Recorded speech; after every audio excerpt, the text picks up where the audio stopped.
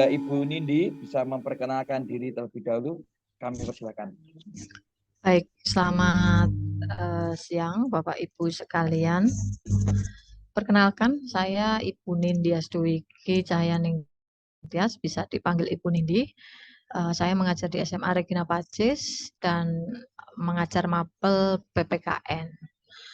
Saya angkatan CGP Angkatan 9 Kota Surakarta. Terima kasih.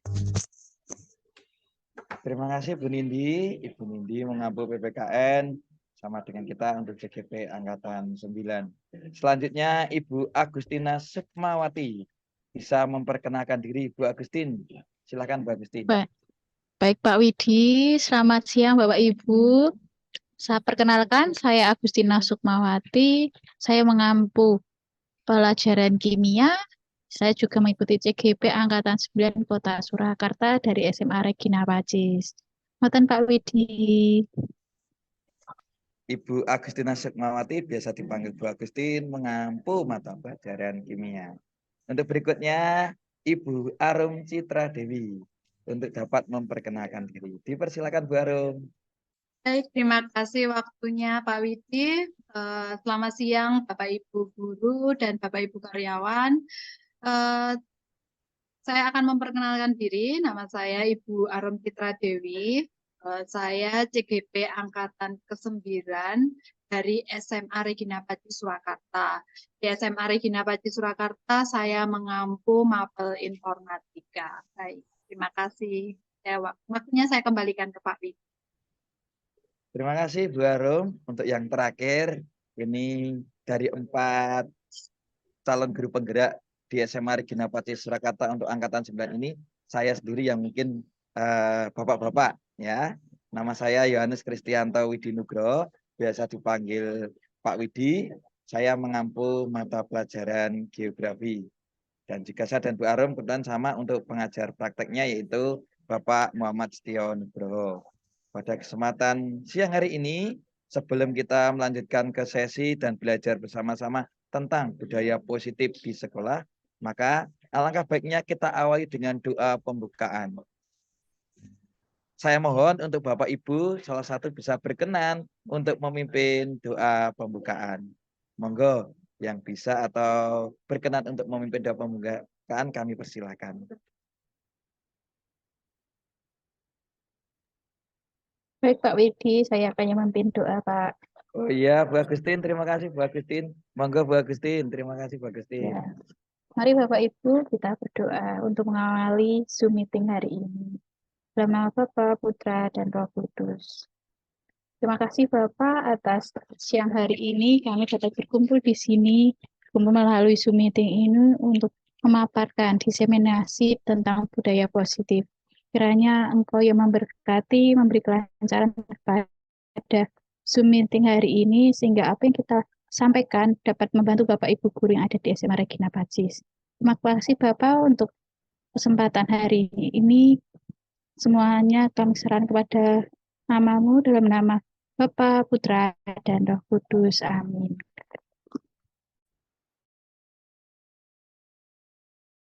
Terima kasih Bu Agustin sudah memulai doa agar meeting kita dapat berjalan dengan baik, baik kita dari yang akan memberikan materi dan juga Bapak Ibu guru yang sudah join bersama-sama kami, dan juga nantinya bisa berbuah manis dan juga berbuah baik untuk perkembangan kita sendiri, anak didik kita, dan juga sekolah kita. Untuk mengefisienkan waktu untuk acara ataupun sesi yang pertama, yaitu terkait dengan perubahan paradigma belajar dan juga disiplin positif. Materi ini akan disampaikan oleh Ibu Agustina Sukmawati SPD. Kepada Bu Agustin, kami persilakan.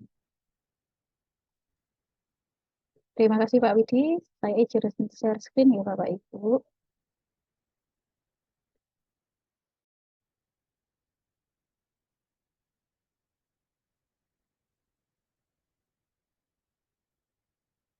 Apakah sudah tertampil di layar Bapak Ibu?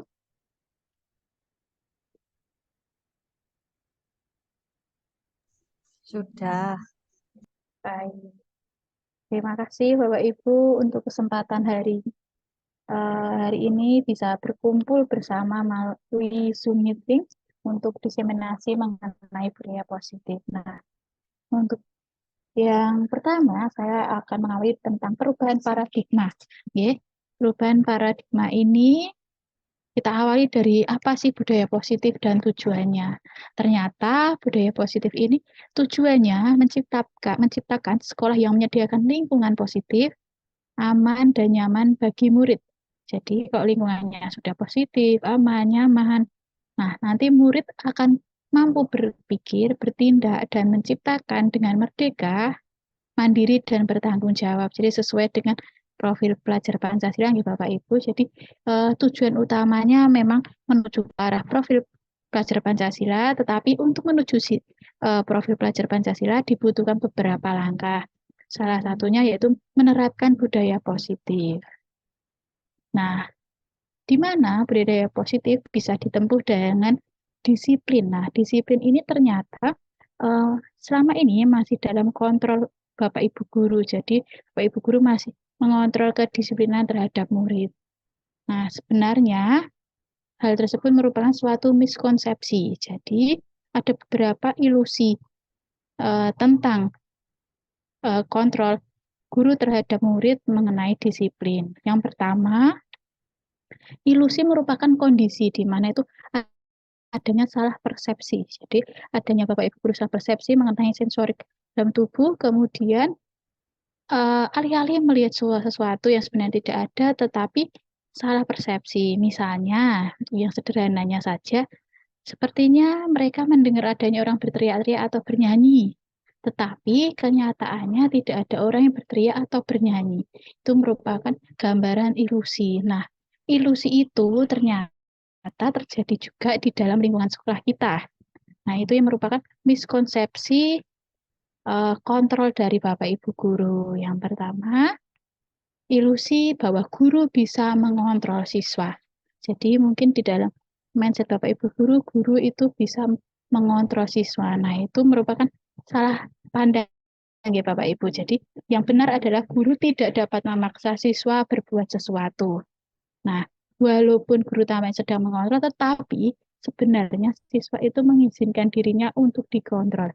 Jadi seperti itu, bukan kita yang mengontrol, tapi memang siswa yang mengizinkan untuk dikontrol oleh Bapak Ibu guru. Jadi seperti itu, ilusi yang pertama. Kemudian ilusi yang kedua, mengenai penguatan positif, efektif, dan bermanfaat. Nah, ini merupakan bentuk-bentuk kontrol yang mempengaruhi siswa agar mengulangi suatu perilaku tertentu.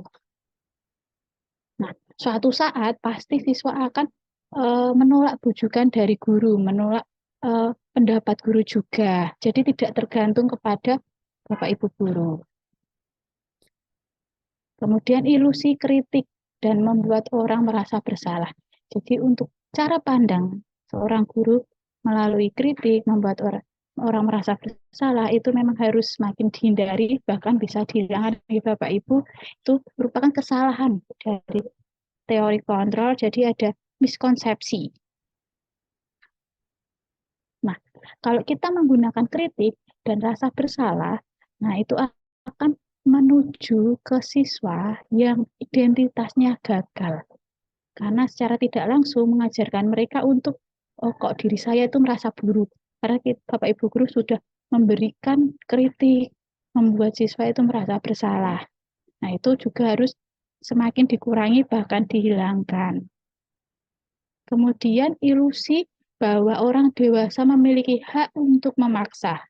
Nah, Bapak Ibu guru pasti kan memiliki umur yang lebih matang daripada anak-anak. Nah, ini suatu ilusi juga yang selama ini kita masih salah memandangnya, yaitu memiliki hak untuk memaksa. Perilaku yang memaksa ini sebenarnya tidak efektif untuk jangka waktu yang panjang dan dapat membentuk suatu permusuhan.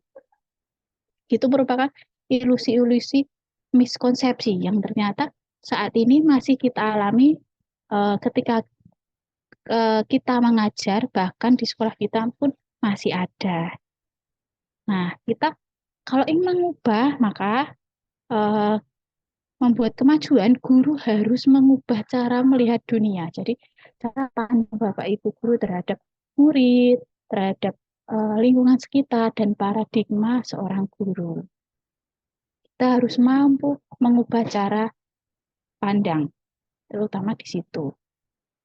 Nah, ini ada tabel yang membedakan antar stimulus respon dan teori kontrol yang benar sebenarnya harus dilakukan oleh seorang guru seperti ini ya Bapak Ibu. Nah, kita beranggapan bahwa kebutuhan kita itu semuanya sama. Ternyata kebutuhan kita itu berbeda-beda. Kemudian ada lagi, semua orang melihat yang sama, tapi setiap orang memiliki gambaran yang berbeda. Jadi murid pun juga seperti itu. Kita jangan melihat bahwa kebutuhan murid itu sama, tetapi kebutuhan murid itu berbeda-beda dan beragam. Nah, kemudian perilaku buruk dilihat sebagai suatu kesalahan. Itu kalau menurut pandangan kebanyakan Bapak Ibu guru seperti itu, jadi perilaku buruk itu suatu kesalahan. Tetapi kita mulai mencoba untuk beralih pandangan, beralih cara melihat bahwa semua perilaku itu memiliki tujuan. Jadi misalnya murid melakukan hal yang buruk pasti ada tujuannya. Jadi mengubah cara pandang. Dan sebagainya, masih banyak contoh yang lainnya. Selanjutnya tentang disiplin sekolah, nggih. Untuk disiplin sekolah, contohnya datang tepat waktu, menggunakan seragam, kemudian membuang sampah sesuai jenisnya organik, anorganik. Itu disiplin sekolah yang sederhana. Nah, ternyata mengapa harus disiplin positif itu membentuk budaya positif. Begini, disiplin positif menurut KHD, Ki Hajar Dewantara, itu akan menciptakan siswa yang merdeka.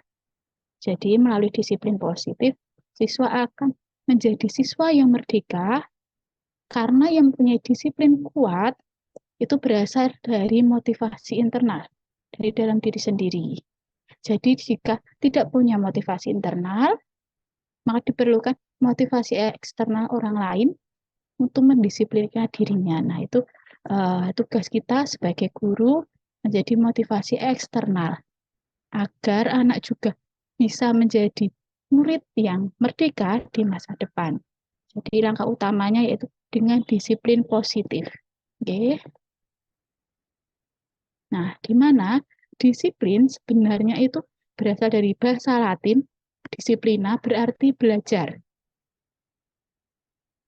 Nah, ada pakar ilmu yaitu Diana Goshen menyatakan bahwa disiplin juga berkonotasi dengan disiplin diri siswa.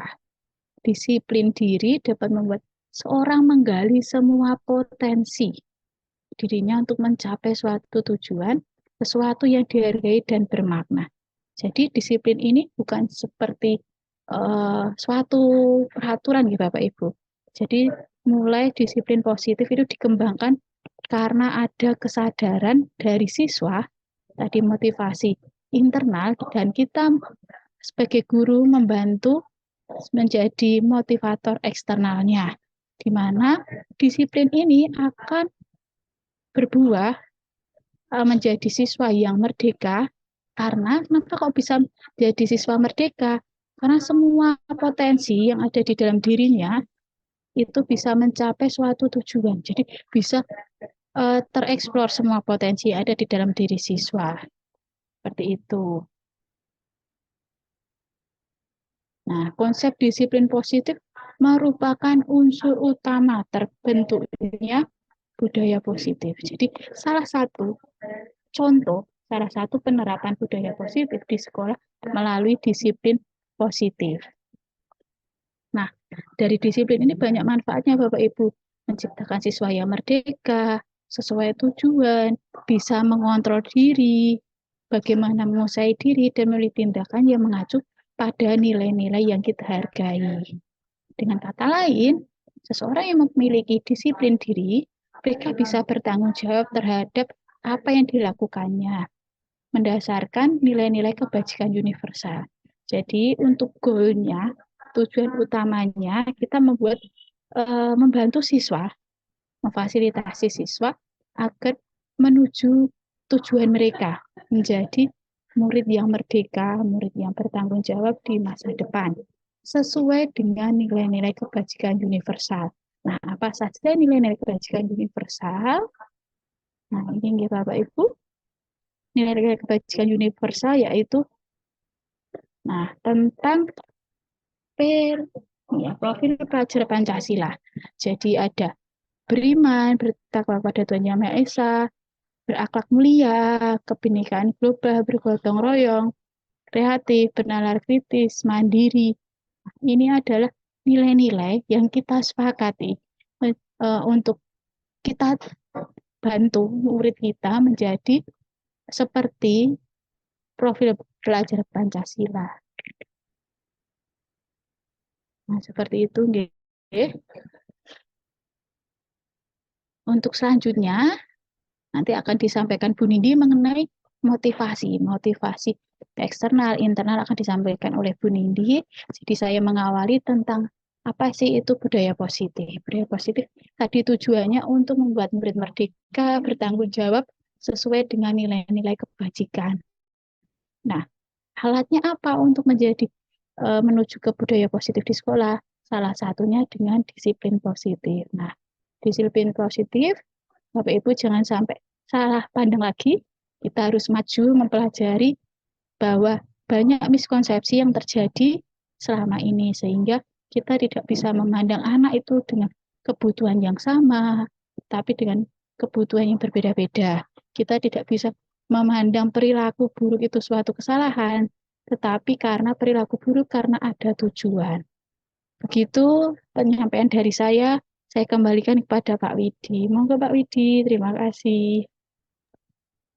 Terima kasih Bu Agustin atas pemaparan materi di sesi 1 terkait dengan perubahan paradigma belajar dan juga disiplin positif. Untuk mengefisienkan waktu terkait dengan materi yang akan disampaikan oleh Bu Nindi, yaitu materi kedua terkait motivasi perilaku manusia dan kebutuhan dasar manusia. Langsung saja kepada Ibu Nindias untuk pemaparan sesi 2 ini kami persilakan.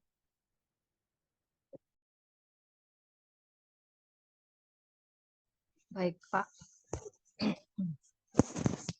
Untuk screen sampun nggih? Sudah ya? Sudah Bu Nindi, di full Oke. di full share screen aja enggak apa-apa Bu Nindi. Di full. Oke.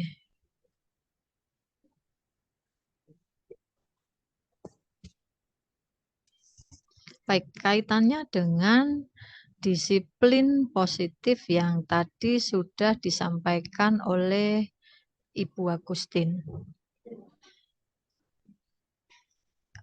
Untuk materi dari saya akan memberikan tentang budaya positif, yaitu motivasi perilaku manusia, yang ini juga masih berkaitan ya dengan disiplin positif.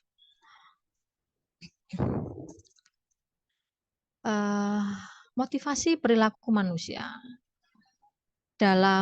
Menurut Diana Gusen, terdapat 3 motivasi perilaku manusia. Yang pertama adalah untuk menghindari ketidaknyamanan atau hukuman.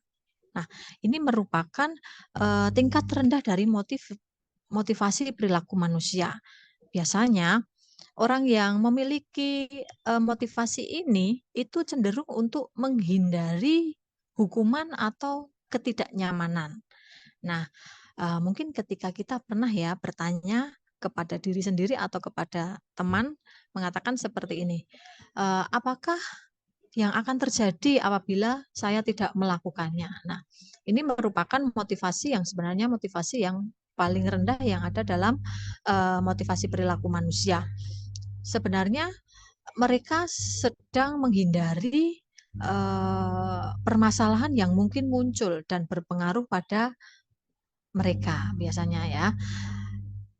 Dan ini juga pengaruhnya bisa fisik, bisa psikologis, ya, bisa maupun ketidak terpenuhinya kebutuhan mereka bila mereka tidak melakukan tindakan tersebut karena ingin menghindari ketidaknyamanan atau hukuman. Untuk motivasi yang kedua adalah mendapatkan imbalan atau penghargaan dari orang lain. Nah, untuk motivasi yang kedua ini tingkatannya adalah di atas dari motivasi yang pertama tadi. Nah, di sini orang akan berperilaku untuk mendapatkan imbalan atau penghargaan dari orang lain. Jadi ingin diakui atau mendapatkan sesuatu karena melakukan yang dikerjakan. Orang yang memiliki motivasi seperti ini biasanya dia akan bertanya apa yang akan saya dapatkan jika saya melakukan sesuatu gitu ya. Jika saya melakukan misalkan menyapu lantai gitu ya. Ketika piket apa sih yang saya akan dapatkan gitu ya. Nah, ini adalah perilaku di mana memiliki motivasi tapi karena ingin mendapatkan sesuatu. Sesuatu itu bisa pujian, bisa pengakuan, ya, bisa hadiah, ya, bisa imbalan. Yang itu juga motivasi yang timbul dari eksternal, jadi dari luar.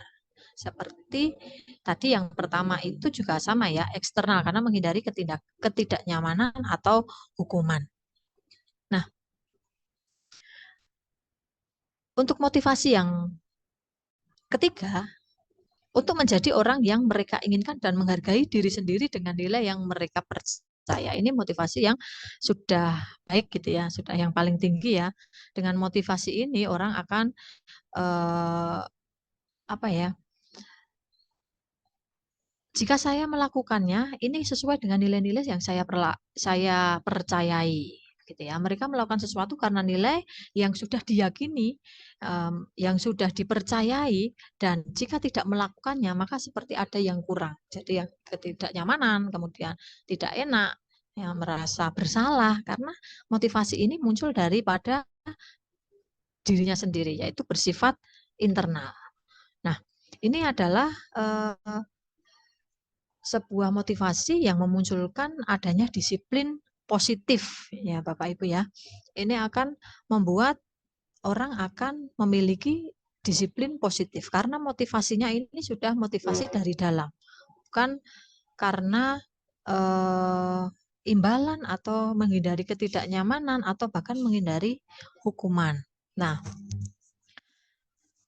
untuk contoh di dalam kehidupan sehari-hari ya, di dalam kehidupan sehari-hari bisa ketika kita melihat anak-anak yang sedang melaksanakan kegiatan di kelas, misalkan piket peduli kepada lingkungan kelas. Nah, di sini kita bisa melihat anak-anak melakukan bersih-bersih itu motivasinya apa dari mereka? Kalau kita bertanya pasti gini, biar tidak dihukum Bu, atau biar kelihatan kalau kelas ini saya yang bersihin gitu ya. Nah, seperti itu adalah motivasi-motivasi yang dari eksternal, belum muncul dari dalam. Tapi ketika anak itu tahu yang namanya kelas bersih itu menyenangkan, itu nyaman untuk dipakai, maka dia akan membersihkan kelas tanpa harus ada iming-iming tertentu. Nah, itu yang positif. Nah, bicara tentang motivasi perilaku manusia yang positif seperti ini,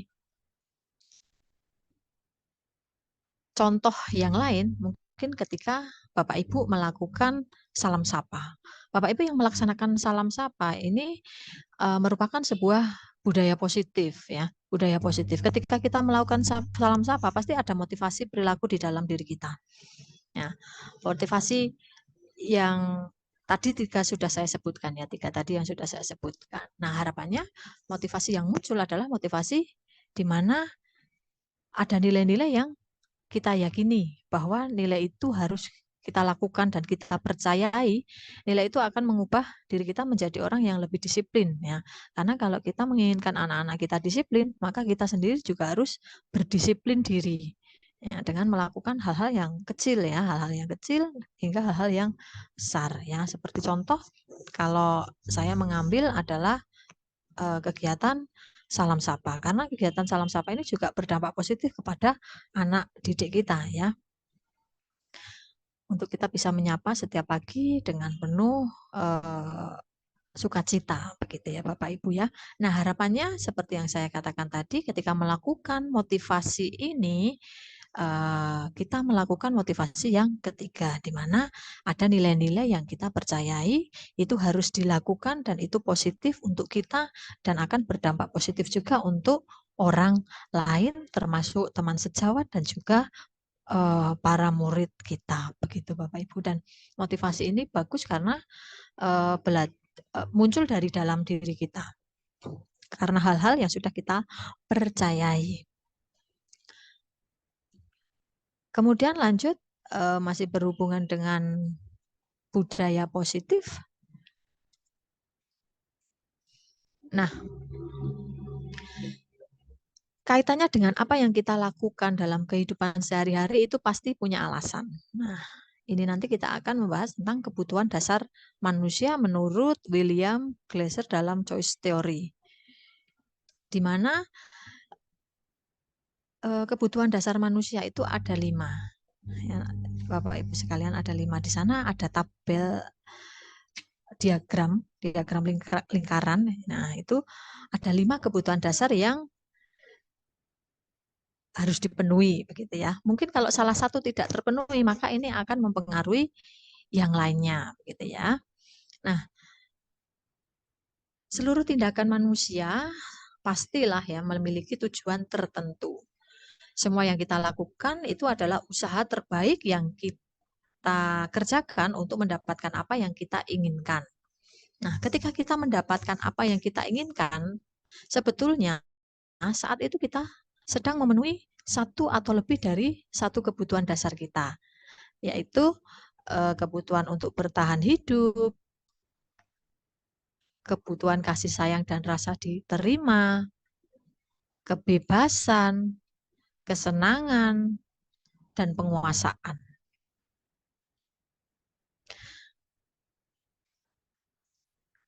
Itu adalah 5 kebutuhan dasar manusia, di mana kita kadang merasa ya, kebutuhan apa yang belum tercapai dalam kehidupan kita. Nah, itu bisa Anda cek di sini nanti.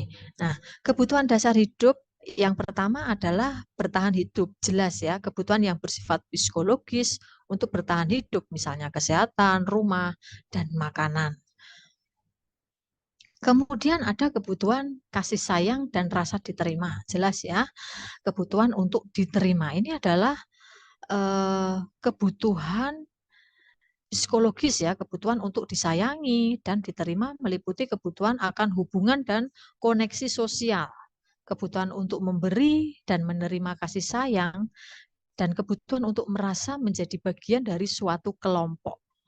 Kebutuhan ini juga meliputi keinginan untuk tetap terhubung dengan orang lain seperti teman, keluarga, pasangan hidup, teman kerja, binatang peliharaan, dan kelompok di mana kita tergabung. Nah, ini kasih sayang dan rasa diterima. Kemudian kebutuhan selanjutnya adalah kebutuhan penguasaan, di mana kebutuhan pengakuan atas kemampuan.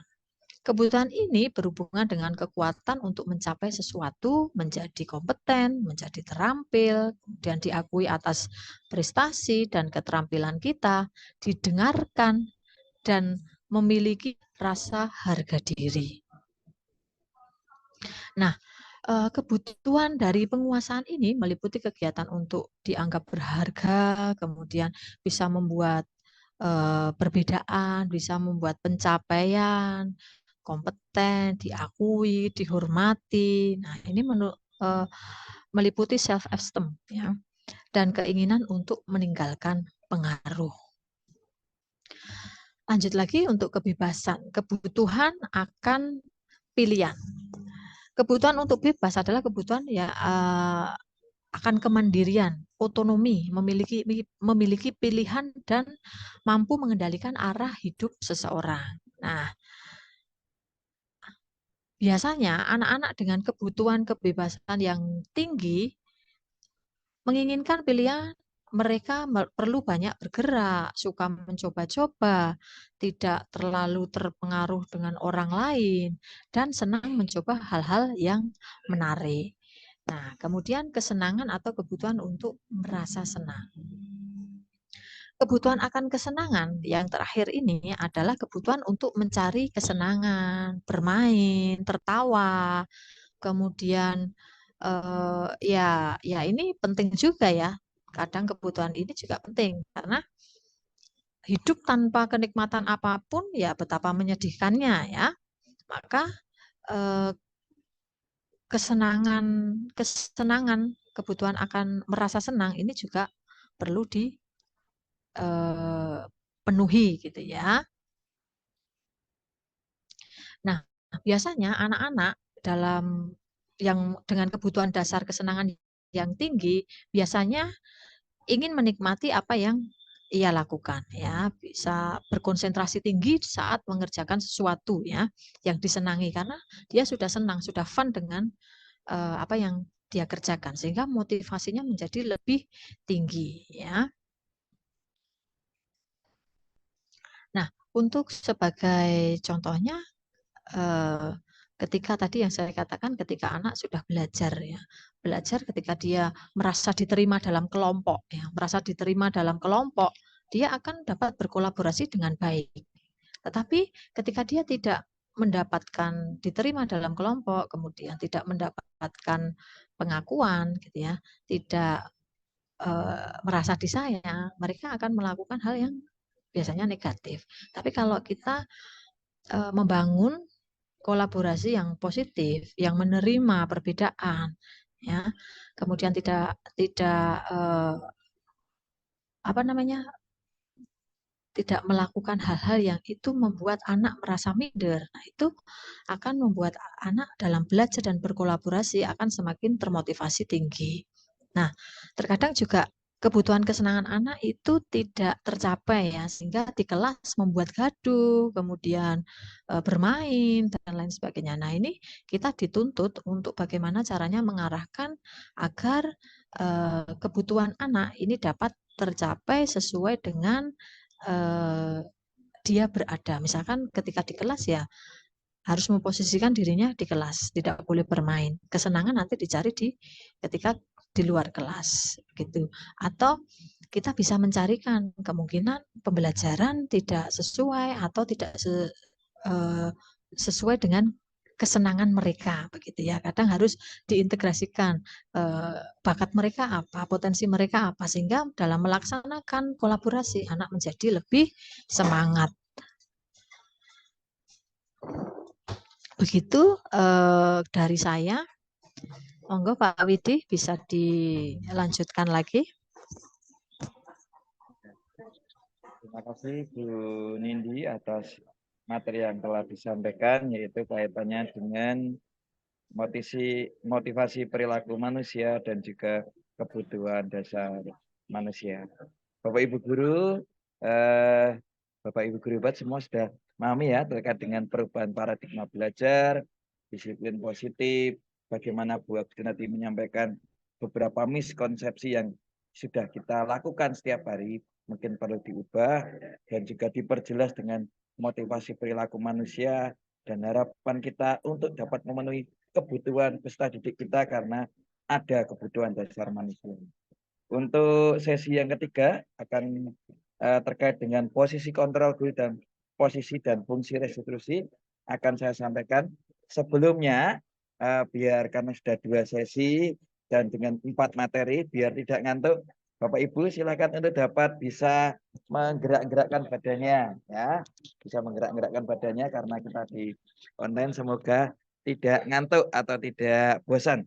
Bisa digeleng-gelengkan kepalanya. Nah, tangannya ya toh. Nah, senyum dulu, senyum. Nah, bisa berkaca. Nah, ya, biar tidak ngantuk dalam mengikuti sesi atau materi yang akan disampaikan, ya.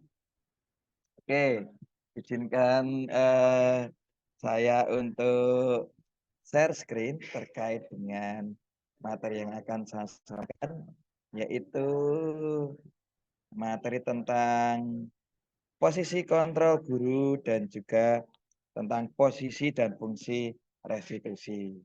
Ya, izinkan saya menyampaikan tentang posisi kontrol guru dan restitusi. Saya sendiri Yohanes Kristianto Widinugroho calon guru penggerak angkatan 9 dari Kota Surakarta. Ya, kita akan satu persatu dulu. Ya, 5 posisi kontrol guru. Ya, menurut Diane Kusen ada 5 posisi kontrol guru. Yang pertama yaitu penghukum. Biasanya guru itu menggunakan hukuman fisik maupun verbal. Biasanya kata-katanya larangan atau intimidasi. Ya, itu kita sering lakukan.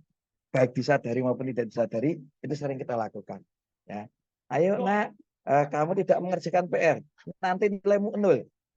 Itu kata-kata intimidasi, itu adalah kata-kata membuat hukuman. Ya. Tanpa disadari, itu kita lakukan. 5 posisi kontrol ini semuanya mungkin kita pernah lakukan. Ya. Yang kedua adalah membuat orang merasa bersalah. Biasanya dengan nada-nada di mana kita minta orang itu menyadari kesalahannya dan dia merasa bahwa dia orang yang bersalah dan akan memperbaiki diri. Itu anggapan kita. Tetapi di sisi lain tentang penyadaran ini kadang ada yang negatif karena membuat orang atau peserta didik kita atau murid kita itu kadang down ataupun kurang semangat dalam melakukan segala aktivitasnya karena atas apa kesalahan yang telah dia perbuat. Sehingga kedepannya dia tidak bisa kreatif ataupun lebih maju lagi. Yang ketiga, ini menurut saya dulu sebelum belajar pendidikan guru penggerak, posisi guru sebagai teman itu paling baik.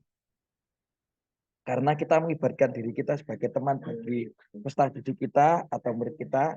Dengan begitu kita dapat mengontrol murid dengan pendekatan sebagai teman. Jadi kita mengajak, ayo jangan melanggar peraturan sekolah, jangan datang terlambat, dan lain sebagainya. Posisi sebagai teman itu sering kita lakukan. Tetapi apakah ini yang terbaik ketika kita menjalani sebagai saya menjalani dalam pendidikan guru penggerak? Ternyata tidak. Bahwa posisi guru sebagai teman itu bukan posisi terbaik untuk mengontrol peserta didik. Kenapa Pak? Karena ketika ada peserta didik yang melanggar kedisiplinan, ya, yang melanggar kedisiplinan, biasanya ketika kita sebagai teman seolah-olah kita itu sebagai seseorang yang dapat memberikan solusi. Karena solusi bukan dari dirinya, biasanya peserta didik tersebut bisa mengulangi kembali kesalahan ataupun pelanggaran kedisiplinan yang telah dilakukan. Posisi kontrol guru yang keempat yaitu monitor, di mana guru itu mengawasi apa yang dilakukan murid.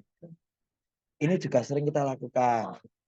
Yo, misalnya biasanya untuk murid yang bisa disiplin sekali, kita beri apresiasi. Ya. Tetapi ketika murid yang tidak bisa menjalankan kedisiplinan dengan baik, kita beri sanksi.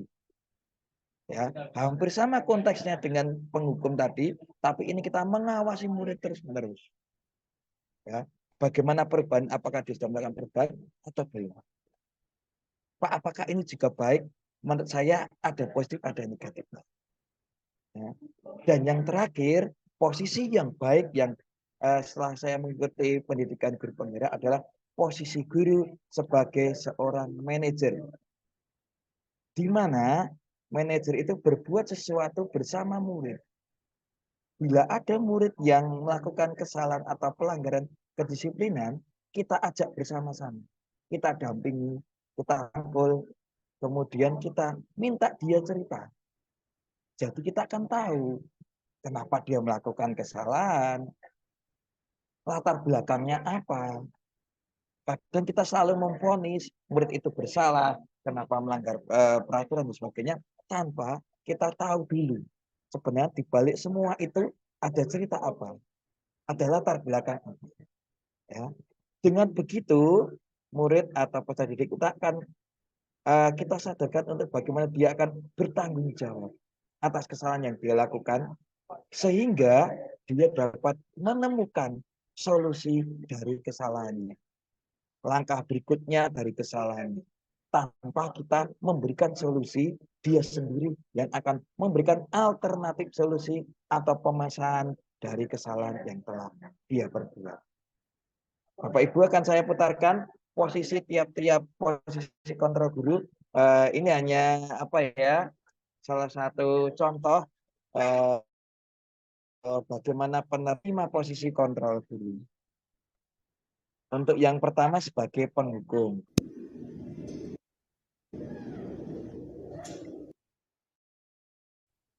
Mohon bantuan Bu Anya terdengar?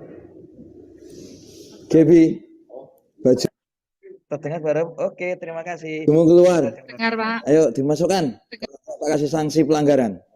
Ya, terus di kartu merah kalau enggak. Ini sering sekali kita lakukan. Ketika ada anak yang melanggar, kita selalu memberikan hukuman.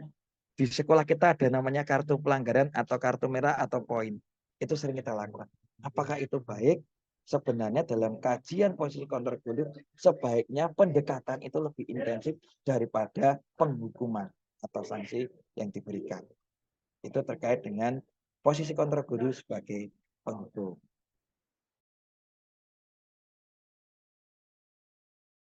Berikutnya, ya. Biasanya ketika membuat orang berdua akan mendekati murid yang melakukan kesalahan atau pelanggaran dengan suara yang lebih lembut, mengenakan ringan dan membuat siswa tidak nyaman, dan dia akan menyadari apa yang kesalahan yang telah dilakukan. Tetapi kesalahan kadang yang tidak optimal di sini adalah bagaimana mencari solusi. Ya, kita hanya membuat dia bersalah, tapi kita tidak memancing untuk dia menemukan solusi dari kesalahan yang dia lakukan. Bisa diperhatikan dari wajah di contoh video ini, ada wajah murid yang nantinya akan menunjukkan bagaimana dia merasa bersalah atas kesalahan yang dia lakukan, yaitu dia tidak memasukkan pakaian atau tidak berpakaian seragam dengan rapi sebagaimana mestinya. Kenapa kok kamu bajunya dikeluarkan ya? Apa kamu nggak malu? Kamu itu ketua kelas, kamu itu anak band, tapi kenapa bajumu dikeluarkan? Harusnya kamu berpenampilan baik, jangan seperti itu, ya Gap? Ya Pak, maaf ya Pak. Ya. Di sini sekali lagi bisa diperhatikan bahwa membuat murid peserta didik kita bersalah itu baik iya, tetapi bukan salah satu langkah terbaik. Kenapa? Karena dengan dia merasa bersalah, dia belum tentu menemukan solusi atau pemecahan dari kesalahan yang dia perbuat. Sekarang posisi guru yang ketiga, yaitu sebagai teman. Ya, ini permasalahannya sama tentang baju yang dikeluarkan. Guru sebagai teman itu guru tidak akan menyakiti muridnya, sehingga murid itu percaya terhadap gurunya.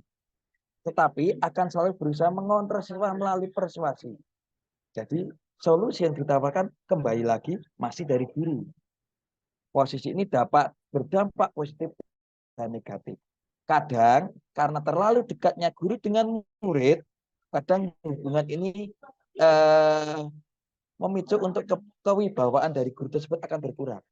Karena dia memakan dirinya sebagai teman dari murid yang melakukan kesalahan tersebut. Maka posisi guru sebagai teman pun ada positif dan negatifnya. Kenapa bajumu dikeluarkan? Apa kamu nggak malu dan nggak kasihan sama Pak Widi? Ya toh, bajumu dikeluarkan, kamu menjadi contoh di kelas. Pak Widi selalu banggain kamu karena kamu anak band. Ya, menjadi teladan untuk teman-temannya. Oh, bajunya dimasukkan, kamu biar juga mendapat apresiasi baik dari teman-temannya. Gitu ya, Gap? Ya Pak, maaf ya Pak. Ya. Ya, saya ulangi lagi untuk kedepannya. Oh ya. Posisi yang terakhir, posisi yang keempat, Bajumu dikeluarkan hari posisi ini. yang keempat adalah guru sebagai monitor atau pemantau. Posisi pemantau ini berdasarkan peraturan-peraturan dan konsekuensi dengan memisahkan hubungan pribadi. Jadi ketika dia melanggar, dia mendapat sanksi. Ketika dia bisa menjalankan peraturan dengan baik, dia akan dapat apresiasi. Ini apakah baik? Ada positif, ada negatifnya lagi. Yang di negatifnya apa, Pak? Biasanya anak-anak yang dipantau ini akan cenderung melakukan kedisiplinan atau budaya positif itu karena ketakutan akan konsekuensi yang akan dia peroleh ketika dia melakukan pelanggaran. Maka ketika Bapak Ibu guru memantau, kita sering di kelas kok anak-anak tertib karena kita pantau. Ketika kita lepas, ketika kita tidak memantau, biasanya anak-anak kadang melakukan pelanggaran.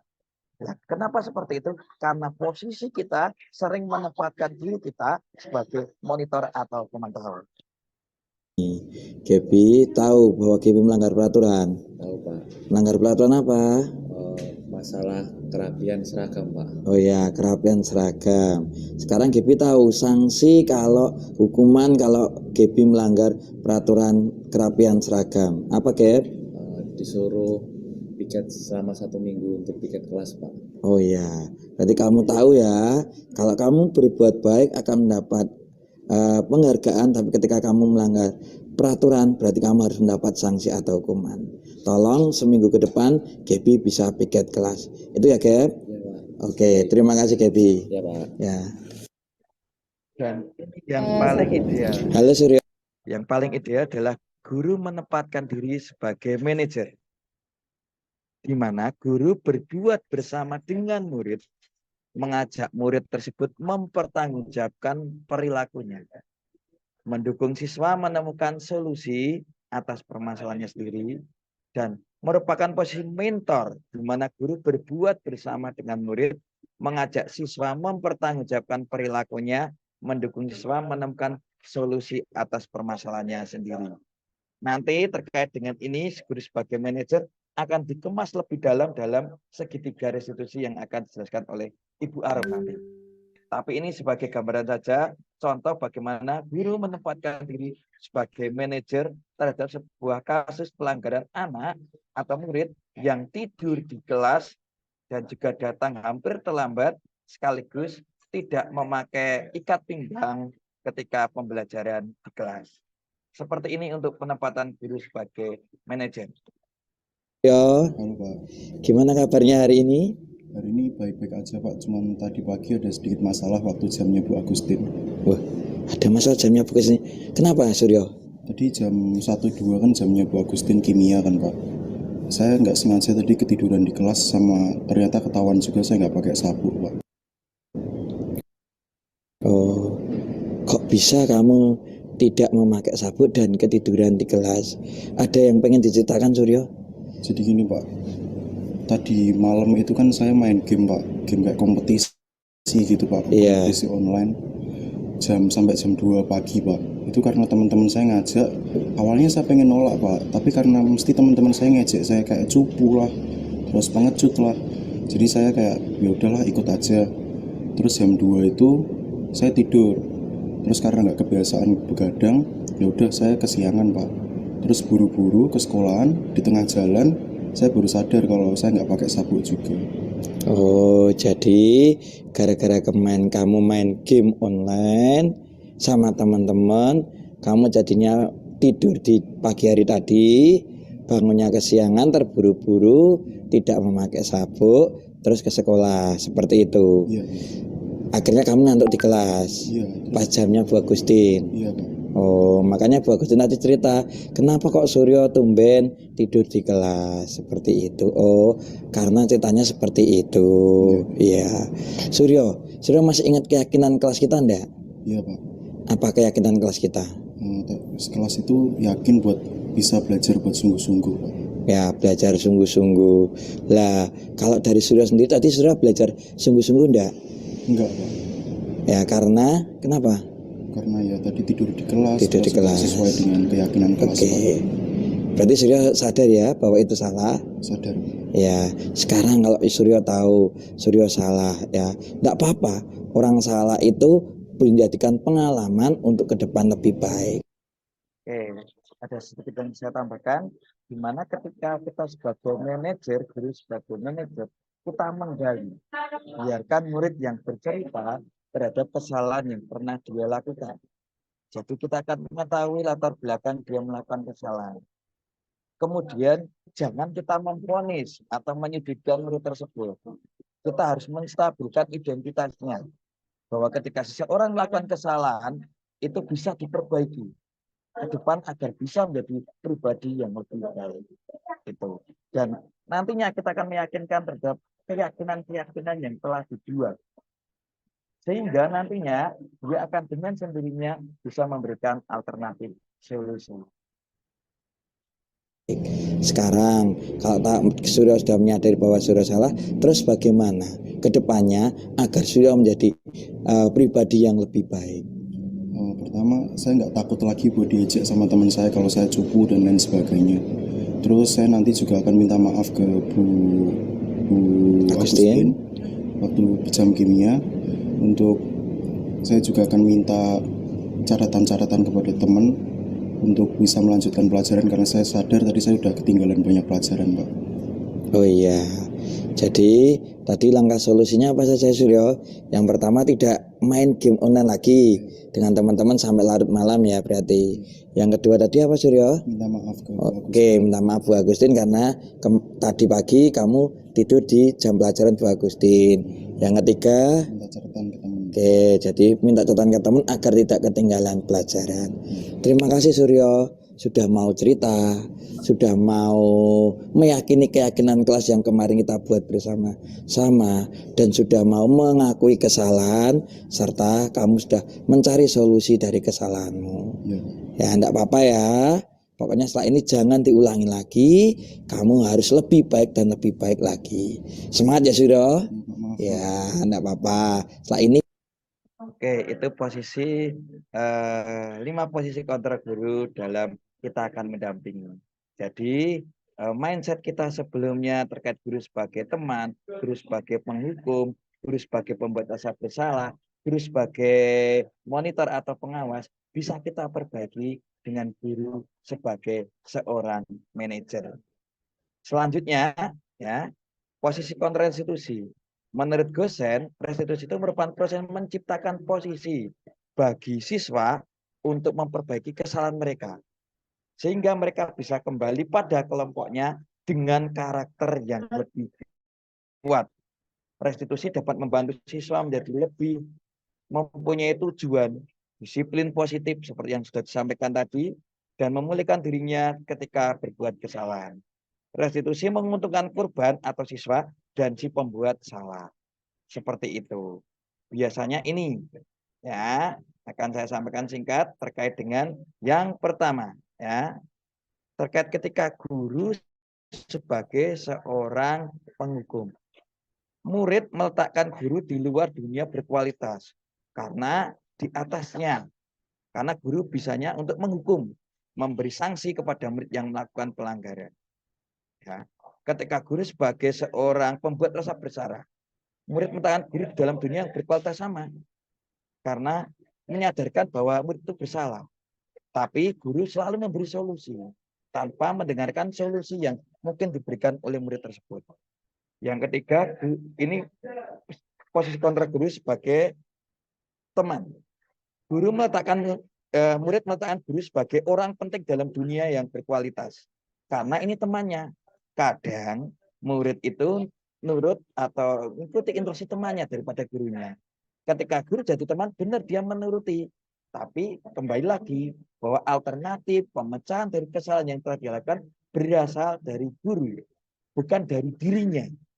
Nah, yang keempat, guru sebagai monitor atau pengawas. Murid meletakkan guru peraturan di dunia berkualitas. Jadi menganggap bahwa peraturan itu segalanya. Ya, tanpa memperhatikan bagaimana ketika melakukan kesalahan harus diperbaiki. Jadi yang paling ideal adalah murid meletakkan dirinya sebagai individu yang positif dalam dunia berkualitas. Sehingga ketika murid melakukan kesalahan, dia bisa berintrospeksi diri, menyadari kesalahannya, dan kemudian memberikan solusi atas kesalahan yang dia perbuat.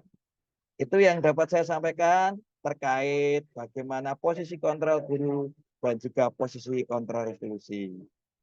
Untuk selanjutnya, sesi yang keempat terkait dengan keyakinan kelas dan segitiga restitusi akan dilanjutkan oleh Ibu Arum. Kepada Ibu Arum, kami persilakan.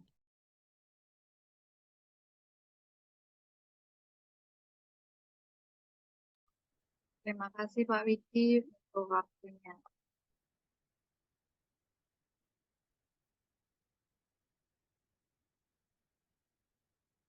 Bentar guys, ya. Apakah sudah tampil?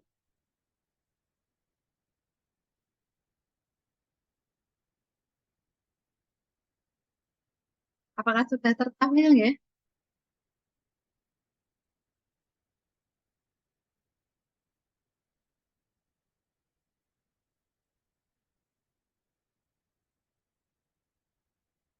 Baik. Seluruh pelajaran hari ini telah selesai. Sampai jumpa besok pagi dengan kesempatan belajar baru. Baik, terima kasih untuk kesempatannya. Untuk kali ini saya akan menjelaskan berkaitan dengan keyakinan kelas dan segitiga restitusi. Nah, di sini untuk keyakinan kelas, mengapa kita akan membuat keyakinan kelas? Mengapa tidak peraturan kelas saja? Nah, Bapak Ibu guru semua pasti tahu, ada di sekolah kita sudah mempunyai banyak peraturan. Itu sudah tertulis dalam buku panduan siswa, banyak peraturan yang harus ditaati siswa. Nah, apa sih bedanya peraturan dan keyakinan kelas? Nah, sebelum kita masuk ke materi keyakinan kelas, di sini ada pertanyaan. Yang pertama, mengapa kita memiliki peraturan tentang penggunaan helm? Ya, penggunaan helm saat mengendarai kendaraan roda 2. Ada yang bisa membantu menjawab saya? Mungkin dari teman-teman CGP atau Bapak Ibu guru yang ada di sini bisa membantu saya untuk menjawab. Sampai informasi. Telah ditemukan uang di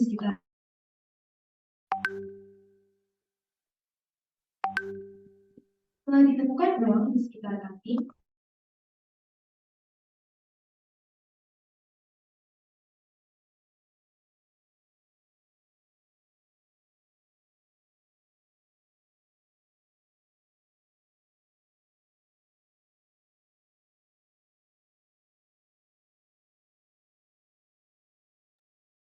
Saya baru menyetilkan sound yang ada di kelas. Bagaimana, ada yang bisa menjawab mengapa kita memiliki peraturan tentang penggunaan helm saat mengendarai? Mungkin Bu Nindi bisa membantu saya, atau Pak Kris, atau Bu Evita yang ada di sini bisa membantu saya untuk menjawab. Nah, ya, kenapa? Ini sangat berkaitan dengan keselamatan, ya. Kenapa kok kita harus menggunakan helm saat berkendara? Ini sangat berkaitan dengan keselamatan. Terus juga biar terhindar dari sesuatu yang tidak diinginkan, contohnya misalnya ketilang. Nah, yang kedua, mengapa kita memiliki peraturan tentang penggunaan mencuci tangan setiap saat? Apalagi kemarin waktu pandemi, kita setiap memasuki ruangan atau memasuki lokasi yang baru, kita diharapkan untuk mencuci tangan. Nah, ini berkaitan dengan kesehatan, supaya kita selamat dan terhindar dari virus-virus atau bakteri yang ada di sekitar kita. Ya, jawabannya berkaitan dengan sebelum kita masuk ke keyakinan kelas. Selanjutnya,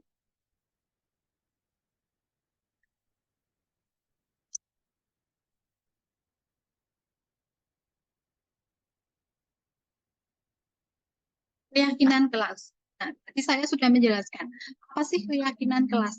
Apa bedanya keyakinan dengan peraturan? Di sini terlihat, keyakinan kelas itu merupakan nilai-nilai kebajikan, bahwa menekankan pada keyakinan seseorang, atau mungkin dalam kelasnya itu sendiri ya, yang dapat memotivasi seseorang dari dalam. Jadi sesuatu yang muncul dari dalam dirinya, bukan dari orang lain atau pihak ketiga atau yang sudah ada atau sekolah. Seseorang akan lebih tergerak dan semangat untuk menjalankan keyakinan daripada hanya sekedar mengikuti serangkaian peraturan yang tertulis tanpa makna. Jadi kadang anak-anak juga protes ya, Bu, kenapa di peraturan sekolah sudah tertulis ini. Nah, apakah itu bisa diubah atau tidak? Kadang anak seperti itu, ada yang protes dengan yang sudah tertulis di kelas. Nah, murid-murid pun juga demikian. Mereka perlu mendengarkan dan memahami arti yang sesungguhnya tentang peraturan-peraturan yang diperlukan. Ya, biasanya kita harus menjelaskan dulu kenapa kok kita harus mengikuti peraturan-peraturan itu. Nah, kalau anak protes itu kan kita harus memberikan arahan. Kenapa kita harus menaati peraturan yang sudah ada di kelas atau di sekolah. Nah, kadang anak juga tidak tertarik atau takut sehingga hanya sekedar mengikuti serangkaian peraturan yang mengatur. Mungkin biar terhindar dari hukuman atau dari sanksi atau dari kartu merah yang kita terapkan di sekolah, atau mungkin dari poin-poin seperti itu. Jadi di sini keyakinan kelas itu sesuatu yang muncul dari dalam diri dalam suatu kelas. Nah, kita lihat bagaimana sih prosedur pembentukan keyakinan sekolah atau kelas. Kita di sini ada langkah-langkahnya yang bisa kita persiapkan dalam membuat keyakinan kelas. Mungkin Bapak Ibu guru di sini juga sudah pernah ya membuat kesepakatan kelas. Nah, tentunya kesepakatan kelas satu dengan kelas yang lainnya itu akan berbeda. Ini prosedurnya yang pertama, yaitu yang pertama itu mempersilahkan siswa atau warga sekolah itu curah pendapat. Jadi mereka bisa menyampaikan pendapat mereka, menyampaikan apa yang mereka inginkan, yang akan disepakati di kelas itu. Lalu yang kedua, mereka dapat mencatat semua masukan-masukan. Jadi semua curah pendapat itu akan dicatat sebagai masukan-masukan dalam kelas yang bisa ditulis di papan tulis atau di kertas. Lalu setelah semua curah pendapat itu tertulis, yang ketiga adalah mengganti. Kita akan menyeleksi dulu, melihat lagi, dan mengganti kalimat-kalimat negatif menjadi kalimat positif. Contohnya misalnya ada kata-kata jangan berjalan di koridor. Nah, ada kata jangan berlari di kelas atau di koridor. Nah, sebaiknya kita menghindari kata jangan, tidak. Kalimat positif yang bisa kita ubah yaitu adalah berjalanlah di kelas atau di koridor. Nah, dengan kalimat positif itu juga lebih baik kalau kita dengar, kita rasakan. Dengan kita menghindari kalimat-kalimat negatif atau kata-kata negatif itu lebih mengena dalam diri anak. Lalu yang keempat, langkahnya adalah tinjau kembali daftar curah pendapat yang sudah dicatat. Nah, di sini kita bisa meninjau kembali apakah mungkin dari curah pendapat yang atau keyakinan kelas yang dibuat itu ada yang bisa diubah atau mungkin ditambahkan atau mungkin diperbaiki seperti itu.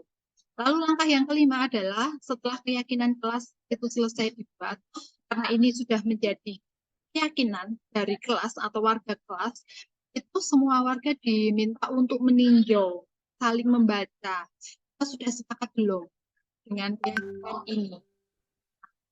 Selanjutnya, langkah yang terakhir adalah karena ini hasil dari keyakinan kelas tersebut, nah, sebaiknya supaya anak tidak lupa dan selalu menghidupi keyakinan kelas yang ada di kelas tersebut, keyakinan kelas itu ditempel atau diletakkan di suatu tempat di kelas itu agar mereka bisa melihat dengan baik. Dan kalau ada sesuatu mungkin akan melanggar, mereka kembali lagi dengan keyakinan kelas yang sudah mereka sepakati. Oke, ini akan saya perlihatkan contoh-contoh keyakinan kelas. Di sini ada tiga keyakinan kelas untuk kelas 1, kelas 5, dan kelas 7. Kita lihat dari kelas 1, kelas 5, dan kelas 7 itu keyakinan kelas yang tertulis itu berbeda.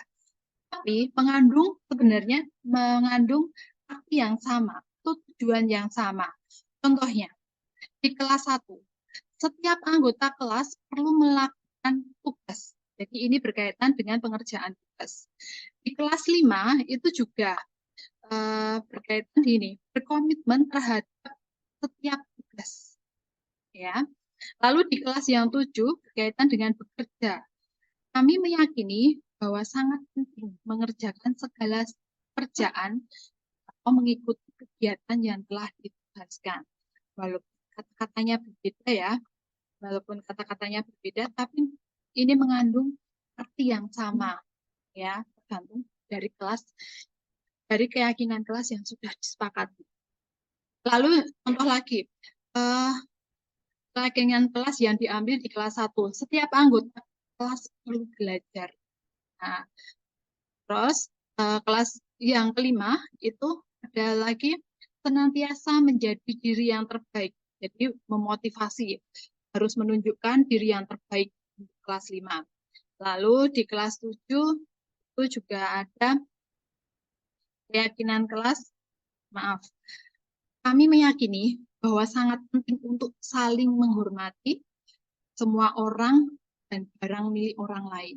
Ini adalah contoh-contoh keyakinan kelas dari 3 kelas yang bisa diterapkan.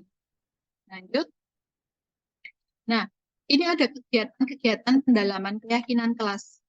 Nah, ada 2 macam kegiatan tampak seperti dan kegiatan tugas saya, tugas kamu. Nah, maksudnya gimana sih? Tampak seperti tugas saya dan tugas kamu.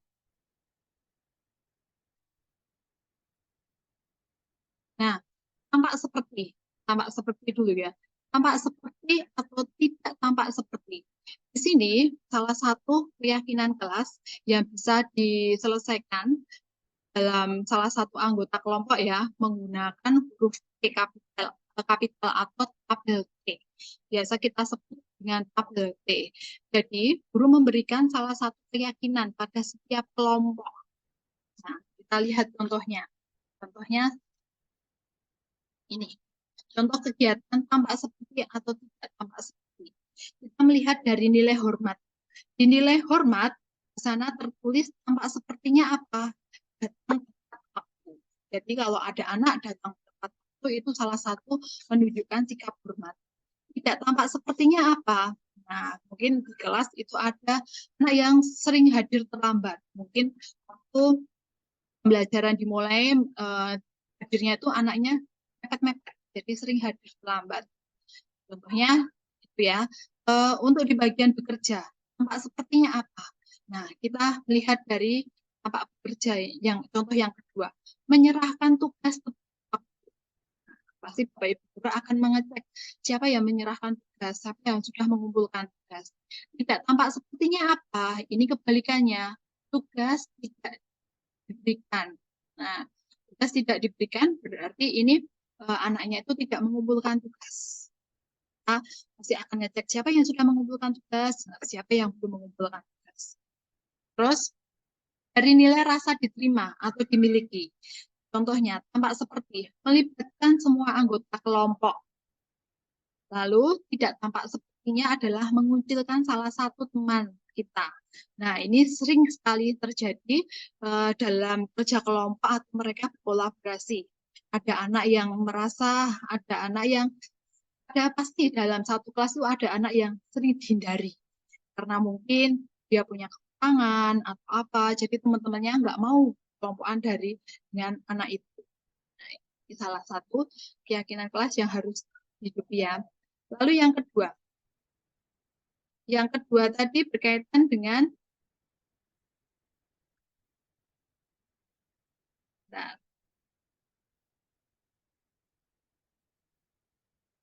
kegiatan tugas saya, tugas kamu. Di sini tugas saya, tugas kamu itu berkaitan dengan tugas seorang guru dan tugas seorang siswa.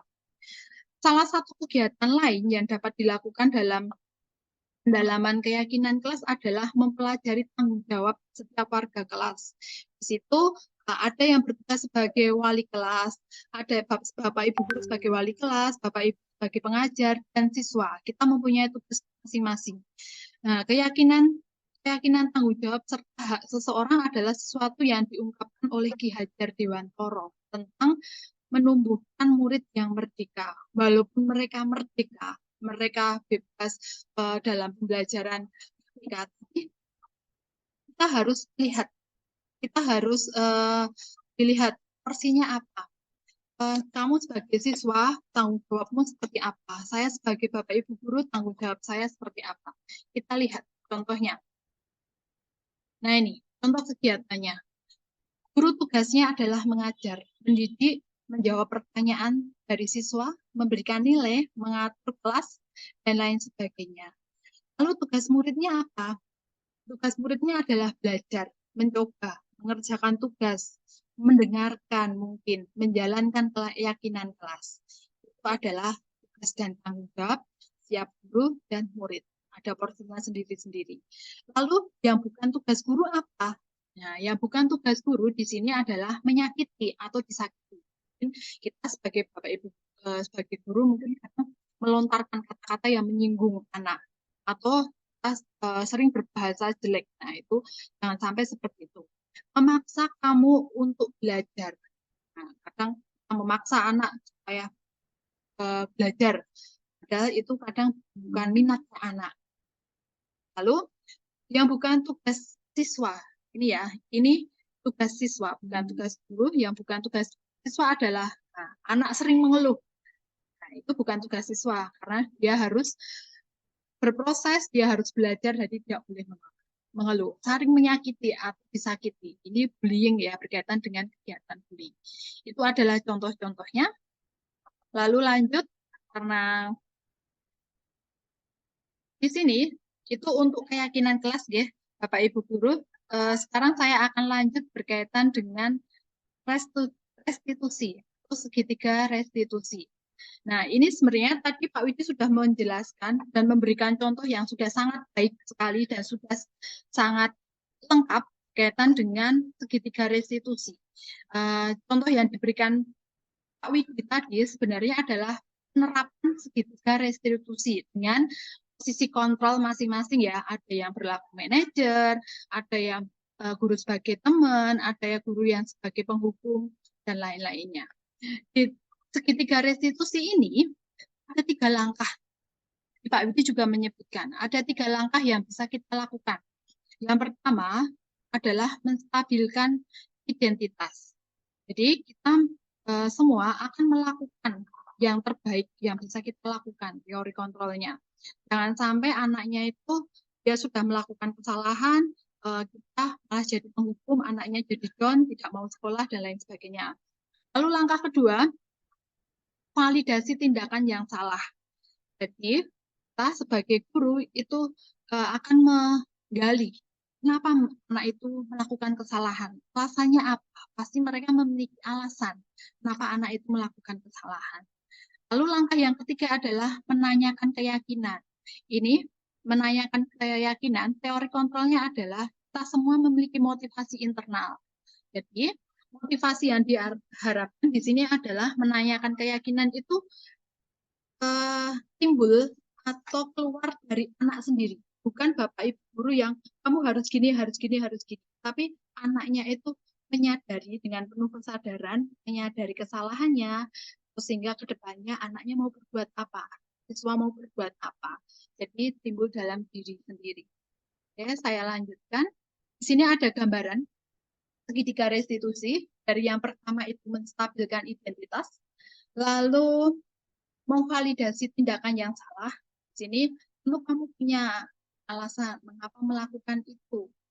Adakah cara yang lebih baik, efektif untuk mendapatkan apa yang kamu butuhkan? Jadi menggali ya, terkait dengan validasi tindakan itu menggali kenapa sih kamu melakukan itu. Lalu yang terakhir adalah menanyakan keyakinan.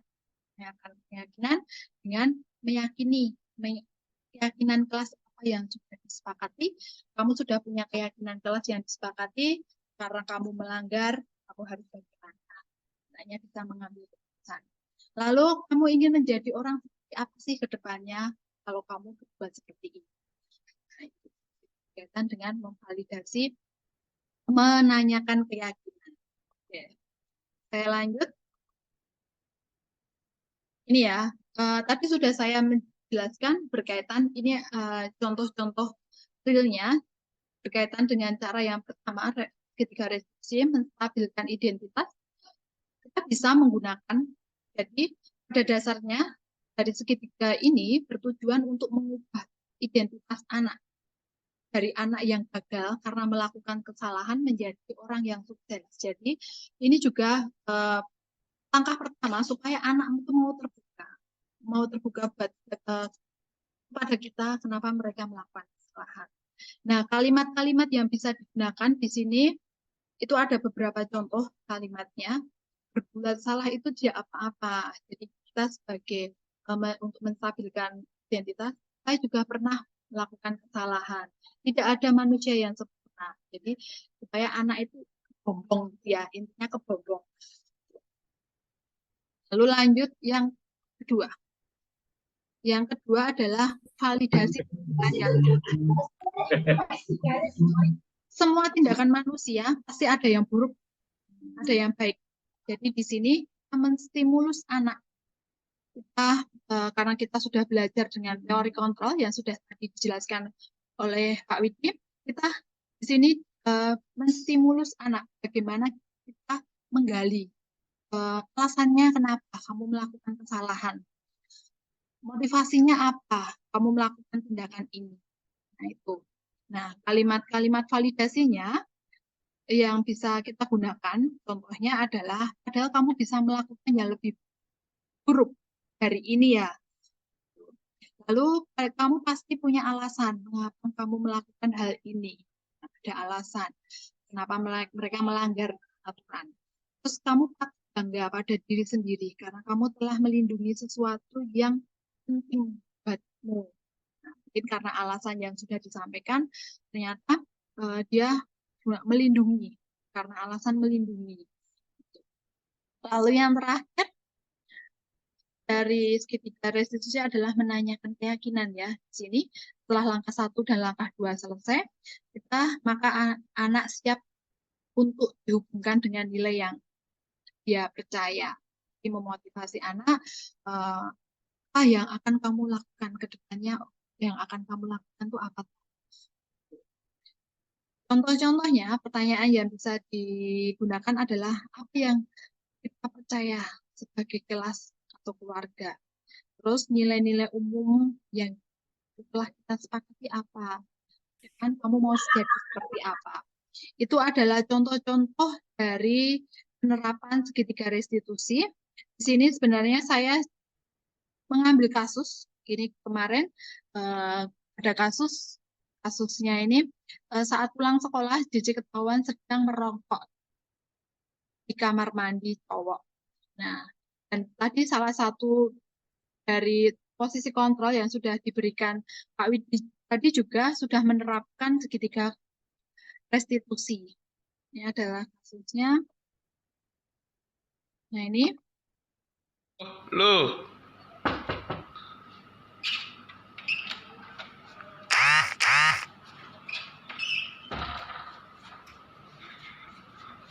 Bu sih, Bu. Selamat pagi. Pagi, J.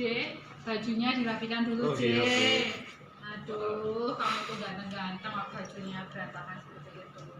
Dirapikan yang bagus. Oke. Oke, silahkan duduk. Nah, kamu tahu Bu Arum memanggil kamu kenapa? Tahu, Bu. Kemarin karena masalah saya merokok di kamar mandi. Nah, gini, coba ceritakan ke Bu Arum kronologinya bagaimana kamu bisa merokok di kamar mandi loh, Jen. Ya sebenarnya sepulang sekolah itu aku kayak Bu, kan aku bawa rokok di tas. Terus pulang sekolah tuh udah sepi. Nah, ada. Baik, karena waktunya sudah habis, mungkin ini langsung saja saya cut aja nggih, untuk penjelasan saya berkaitan dengan keyakinan kelas dan segitiga restitusi cukup, dan waktu saya kembalikan ke Pak Widi. Monggo Pak Widi. Terima kasih Bu Arum atas penjelasan terkait dengan keyakinan kelas dan juga segitiga restitusi. Untuk acara berikutnya yaitu penutup dan juga refleksi, Bapak Ibu guru dan Bapak Ibu karyawan di kolom chat, izinkan saya share screen. Di kolom chat di sini sudah saya bagikan terkait dengan apa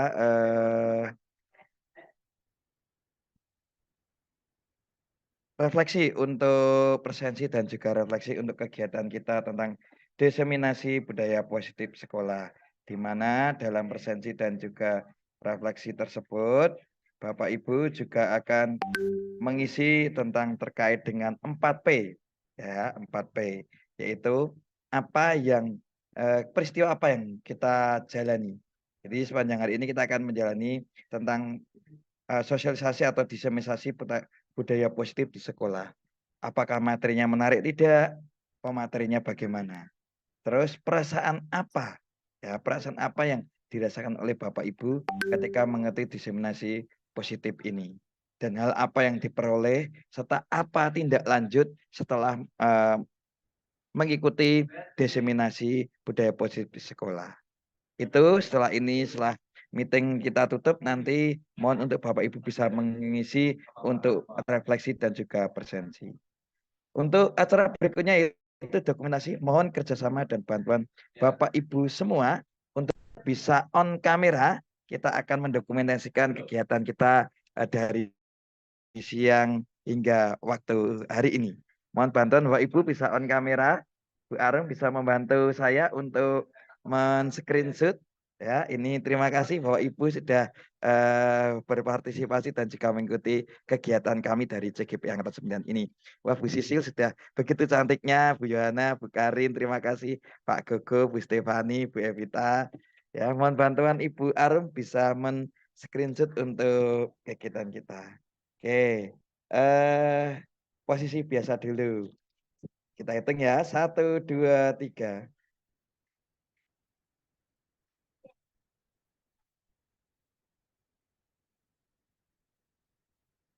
Untuk berikutnya ya, berarti kita akan harus semangat selayaknya kita guru-guru hebat di Indonesia. Maka kita acungkan tangan kita akan memberikan semangat pada pendidikan di Indonesia. Ya, mohon bantuan Bu Arum bisa screenshot karena tangan saya dua-duanya memegang.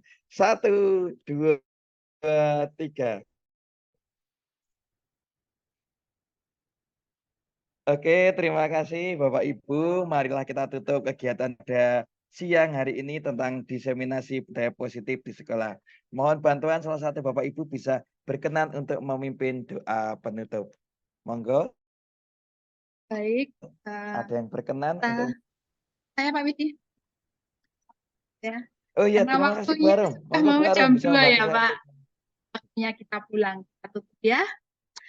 Oke. Bapak Ibu guru dan Bapak Ibu karyawan, sebelum kita mengakhiri Zoom meeting pada hari ini, kita tutup dengan berdoa. Dalam nama Bapa, Putra, dan Roh Kudus. Amin. Tuhan, terima kasih Tuhan atas berkat-Mu Tuhan, sehingga pada hari ini kami dapat mendengarkan sharing dari teman-teman CGP Angkatan 9. Semoga diseminasi budaya positif ini dapat menjadikan kami bekal dalam mendidik anak-anak yang Tuhan berikan dan Tuhan titipkan kepada kami. Segala doa dan permohonan kami Tuhan, kami serahkan ke tangan kuasa-Mu demi Kristus Tuhan dan pengantara kami. Amin. Dalam nama Bapa, Putra, dan Roh Kudus. Amin. Terima kasih Bu Arum, terima kasih Bapak Ibu semua. Semoga dari materi hari ini bisa berguna untuk kita, untuk kemajuan peserta didik kita, diri kita sendiri, dan sekolah kita. Sekian dari kami CGP Angkatan 9 SMA Regina Pacis. Terus semangat memajukan pendidikan Indonesia. Salam guru penggerak. Salam guru penggerak. Semangat teman-teman. Semangat. Semangat ya. Semangat. Semangat semuanya. Terima kasih. Izin live ya.